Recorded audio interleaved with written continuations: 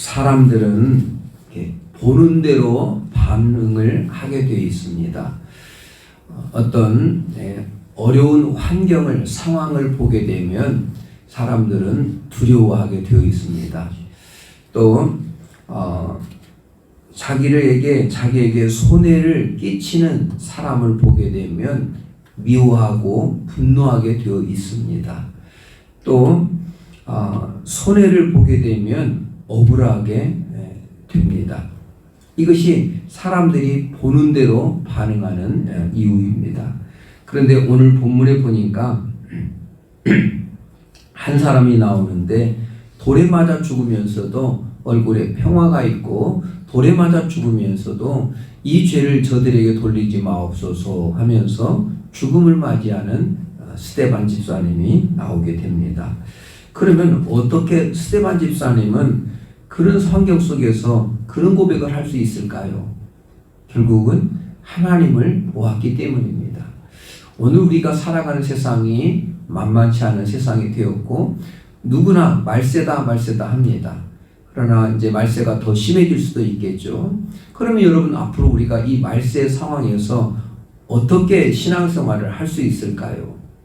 여러분 두려운 상황을 보면 우리는 또 두려워하게 되고 나한테 해롭게 하면 미워하고 분노하고 짜증낼 거라는 거죠. 지금 그렇게 하고 있잖아요. 교회를 다녀도 우리가 그렇게 할 수 있다는 거예요. 그러면 어떻게 하면 우리가 스데반 집사님처럼 환하게 이 고난 속에서 웃으며 평화롭게 살 수 있을까요?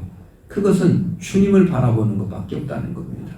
그러므로 여러분이 기도하고 주님을 바라볼 때 그 순간 평안함이 있는 거 아시죠? 그런데 여러분 조금만 지나면 사람이 보여요. 예배당을 떠나고 이제 예배가 끝나고 나고 기도가 끝나고 나면 사람이 보여요. 근데 그때 사람을 보게 되면 또다시 짜증이 나고 분노가 일어나고 화가 나게 된다는 거죠. 그러므로 이 상황 속에서 우리가 계속 주님을 바라보지 않고는 말세든 평안한 상황이든 어떤 상황이든 우리 죄인들은 그냥 그 환경 때문에 이제 반응하게 되어 있다는 겁니다. 그래서 오늘 이 말씀을 놓고 기도의 제목으로 삼았으면 좋겠어요. 자, 여러분 보는 대로 반응하게 되어 있어요. 여러분이 무엇을 보느냐에 따라 오늘 반응하게 될 거예요. 그냥 어려운 내 처지와 형편을 보게 되면 낙심되고 두렵게 되어 있어요. 그냥 나에게 잘 안 해주는 사람을 보면 짜증나고 신경질 나고 그것밖에 안 보이죠. 그런데 주님을 바라보게 되면 죽어가면서도 환하게 미소를 지으면서 저들의 죄를 저들에게 돌리지 말라고 하면서 원수를 사랑하고 용서하게 되어 있다는 것입니다. 오늘날도 우리는 세상의 사람들이 현재 우리가 얼마를 가졌느냐에 따라 우리를 바라봅니다. 얼마나 알고 있느냐, 어떤 위치에 있느냐, 어떤 직책을 맡고 있느냐에 따라 우리를 그렇게 바라봅니다. 그런데 사실 그게 중요한 건 아닌데 자꾸만 그게 신경이 쓰여요. 맞죠? 사실 그거 주님이 나를 바라보는 게 진짜잖아요. 여러분은 아시잖아요. 주님이 나를 어떻게 보느냐가 진짜잖아요. 근데 사람들이 나를 쳐다보는 게 내 처지와 환경 때문에 자꾸만 위축이 되고 그런다는 거죠. 저도 예외는 아니죠. 여러분, 우리 모두가 그렇게 살아가고 있다는 거예요. 그래서 오늘 이렇게 여러분 이 새벽에 기도할 때 다시 한번 이 본문을 기억하면서 무엇을 바라보느냐에 따라서 오늘 우리 하루의 삶이 달라진다는 걸 한번 생각해 보시고 여러분 다시 한번 주님을 바라볼 수 있기를 주의 이름으로 축복합니다. 스데반 집사님은 6장 8절에 보니까 은혜와 권능이 충만하여 라는 표현을 쓰고 있어요. 은혜 충만, 권능 충만, 성령 충만한 분으로 표현하고 있다는 거예요.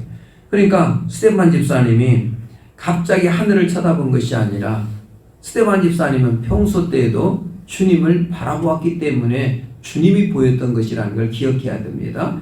갑자기 하늘을 바라본 게 아니라 평소 때에도 하늘을 바라보고 있었더니 주님이 보였다는 거예요. 여러분, 그러니까 이제 평소가 이게 실력이라는 거예요. 결국 우리가 여러분 예배당 안에서 누가 거룩하지 않을까요? 예배당 안에서 누가 좋은 말을 못할까요? 예배당 안에서 누가 믿음이 약할까요? 다 좋다는 거죠. 그러나 막상 문을 열고 세상으로 나갔을 때, 사람들을 바라볼 때 그 속에서 주님을 바라보는 그 눈이 없이는 안 된다는 겁니다. 연세가 많으신 분들은 이런 얘기들을 종종 합니다. 이가 자꾸만 약해지니까, 또 눈이 약해지니까, 소화력이 떨어지니까 음식 맛이 잘 안 느껴진다고 말을 합니다.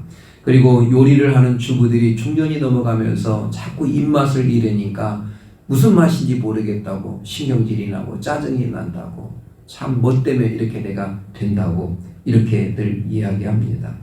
맞습니다. 그것이 어느 정도는 맞습니다만 결국은 나이를 들어가면서 자연스럽게 찾아오는 현상에 지나지 않습니다. 여러분, 흰머리 나는 것 때문에 짜증이 날 수가 있잖아요. 허리가 굽어가고 다리가 아프고 무릎이 아픈 것 때문에 짜증이 날 수 있지요? 당연한 겁니다. 그런데 나이 들어서 자신의 처량한 몸 상태만 쳐다보고 있는 것은 잘하는 일일까요? 잘하는 일은 아닐 것 같아요. 점점 기억력이 떨어지고 몸이 연약해지는 거, 그거 어떤 면에서 당연한 거예요. 그런데 하루 종일 생활하다 보면 아픈 무릎을 쳐다보고 힘 빠지는 거 생각하고 자꾸 뭔가 약해지는 것을 생각해보고 속상하면서 아휴 나이 먹어서 아이고 이렇게 된다는 것은 결국 우리가 잘못 바라보고 하루를 산다는 것이죠. 그 시각을 좀 바꿔서 여러분, 환경이 육체적으로 연약한 환경이든 물질이 부족한 환경이든 가정의 상황이 뭔가 꼬여있고 힘든 상황이든 간에 꼭 주님을 바라볼 수 있기를 주의 이름으로 축복합니다. 우리 모두가 그렇게 해야 되기 때문에 그렇습니다. 여러분, 정답인 줄 알면서도 얼마나 넘어져요. 얼마나 실수해요. 그러니까 여러분, 저나 여러분 마찬가지예요. 설교하는 저는 자유로울 수는 없죠. 그런데 결국은 내가 일어서는 방법은 주님을 바라보는 거더라고요. 환경이 아니라 주님을 바라보면 다시 용기를 얻게 되고 일어서게 되더라고요. 그러므로 여러분, 오늘도 죽음의 순간에 천사처럼 환해지는 집사님이 있었어요. 6장 15절에도 보니까 그의 얼굴이 천사의 얼굴과 같더라 그랬습니다. 위태로운 상황이에요. 수많은 반대자들과 함께 이렇게 그들에게 복음을 전하고 있어요. 사실 그들이 예수님을 죽였기 때문에 예수님을 변호하는 것만으로도 화가 납니다. 너희들이 예수님을 죽였다, 하나님의 아들을 죽였다는 것만으로도 화가 납니다. 대제사장, 그들이 얼마나 권세가 있고 그들이 하나님을 얼마나 잘 섬기는 사람으로 소문이 나 있는데 너희들이 하나님의 아들 죽였다고 하니까 여러분, 이게 맞아도 기분이 나쁘잖아요. 그게 사실이어도 기분이 나쁜데 이걸 받아들이게 되면 자기들이 큰 죄를 진 것이 되거든요. 그러니까 대제사장들 입장에서, 제사장 입장에서, 서기관, 율법사, 바리새인, 종교 지도자들 입장에서 보면 너무나 화가 나는 입장이에요. 저걸 받아들이면 자기들 회개해야 돼요. 자기들이 저지른 죄 때문에 자기들의 권위가 탑당에 떨어져야 돼요. 그러니까 이걸 받아들이기가 너무 어려웠다는 거예요. 여러분, 그런데 오늘 또 우리가 똑같은 현상이에요. 이제 간증을 하는 사람들을 보게 되면 그 간증하는 사람들을 통해서 우리가 이렇게 맞아, 나도 저렇게 해야겠다, 이렇게 하면 참 좋겠어요. 예, 좋은 때다, 원래 그럴 때는 그런 거야, 이러지 않았으면 좋겠다는 거죠. 여러분, 우리도 그렇게 하면 됩니다. 나이 먹었어도 그렇게 하면 됩니다. 나랑 저 사람과 환경이 분명히 달라요. 여러분, 간증하는 사람들 특징이 뭐라고 그랬죠? 고난이 미칠도록 찾아오는 거예요. 죽도록 찾아오는 거예요. 못 살고 안 살고 싶을 만큼 고난이 찾아온 사람들에게 간증하게 하시더라고요. 그러니까 간증을 하려면 좀 밋밋한 경우가 아니라 심한 경우에 간증을 하게 하시더라고요. 왜냐하면 그래야만이 주목이 되니까요. 밋밋한 사람들에게 간증은 별게 없다는 거죠. 약하다는 거죠. 여러분, 이렇게 여러분처럼 기도를 잘하고 늘 기도하는 사람들에게 주님의 음성이 들려오는 것은 이게 큰 일이죠. 그것도 감사한 일이죠. 그런데 하나님 어디가 있냐고, 나 진짜 하나님 안 믿겠다고, 어디가 하나님이 있냐고 막 이렇게 너무너무 화가 나고 속이 상한 사람에게 하나님의 음성이 들려오는 것은 대단한 일이죠. 그렇게 주님을 핍박하는 사람이 하나님의 음성을 듣는 것은 큰 일이죠. 여러분이 듣는 것은 사실은 더 이렇게 좋은 일이고 귀한 일이에요. 그럼에도 불구하고 하나님이 여러분들에게 음성을 들려주지 않고 주님을 욕하고 핍박하는 사람들에게 들려준다는 거예요. 그러면 여러분을 더 사랑할까요? 그 사람들을 더 사랑할까요? 분명 주님을 예배하는 여러분이 훨씬 예쁜 거예요. 그런데 간증은 그 사람들이 하게 하세요. 그러니까 여러분, 간증을 내가 못한다고 해서 안 하는 게 아니라 사실은 여러분에게도 오늘 간증거리가 있음을 꼭 믿으시기 바랍니다. 여러분, 그래서 평탄하게 믿는, 간증하게 믿는 그 사람들의 길이 다르지만 다 주님의 영광을 드러내는 것입니다. 그러므로 이렇게 예쁘게 변함없이 날마다 주님 앞에 감사하다고 사랑한다고 고백하면서 예배하는 여러분의 귀한 간증이 하나님께 큰 영광이 되는 걸 꼭 믿으시기 바랍니다. 그렇습니다. 그래서 이제 우리는 오늘 또 이제 이렇게 시작해야 돼요. 하늘을 우러러 본 스데반 집사님이 결국은 어려운 환경 속에서도 하나님의 영광을 드러냈던 것처럼, 그러면 스데반 집사님처럼 어려운 환경에서만 하나님을 드러나게 되어 있느냐? 아니라는 거죠. 여러분, 우리처럼 평탄하고 아무 일 없는 상황 속에서도 하나님을 드러낼 수 있다는 거예요. 여러분, 그래서 우리를 향하여서 별명이 있어요. 성도들을 향한 별명이 있는데 그게 뭐냐면 증인입니다. 증인. 여호와의 증인. 그래가지고 이단들이 자꾸만 좋은 이름 다 갖다 써가지고 우리가 지금 이렇게 좀 이상하게 되어버렸어요. 신천지, 새하늘과 새 땅. 너무 좋은 말인데 이단들이 갖다 쓰니까 쓰기 싫어졌어요. 근데 사실은 우리가 써야 될 말이에요. 우리는 여호와의 증인들이에요. 주님의 증인들이에요. 맞잖아요? 아니 뭐야 목사님, 여호와의 증인 듣기 싫어요. 근데 사실 듣기 싫은 그 말이 사실 우리가 써야 될 말이거든요. 그래서 우리가 이단들이 썼더라도 우리가 진짜 여호와의 증인인 것을, 우리 주님의 증인인 것을, 성령님의 증인인 것을 잊지 마시기 바랍니다. 그러면 증인들은 어떻게 하는 게 증인의 삶을 사는 걸까요? 여러분, 간증하는 사람만 증인일까요?